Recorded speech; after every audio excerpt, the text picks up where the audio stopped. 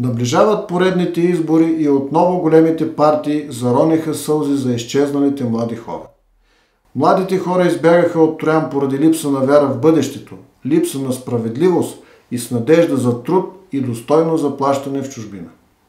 Хиляди жители на Троян, предимно млади, напуснаха надарения с природни красоти роден край и се скитат немили недраги по различни краища на света.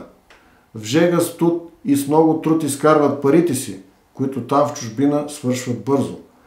Съвременни хъшове, изгонени от лакомията на партиите и техните беззакония. През последните 4 години Троян намаля с 7000 жители.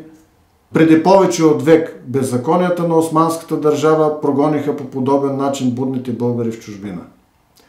Хиляди домове в нашия град, строени с много любов и кървав труд, сега са пустеещи и в очакване да ги купи някой на безценица. Искам да променя това. Готов съм да отдам 4 години от живота си, като работя за нашия град, в който живеят моите роднини и приятели. Искам да вдъхна вяра за завръщане на съвременните хъшове, да им върна надеждата, че тук могат да сбъднат мечтите си. Вяра, труд и справедливост – това са стожерите, които могат да осигурят спокойствие и прогрес. Аз избрах Троян и няма да променя избора си. Изберете го и вие на 25 октомври 2015 година с бюлетина номер 11. Купуването и продаването на гласове е престъпление.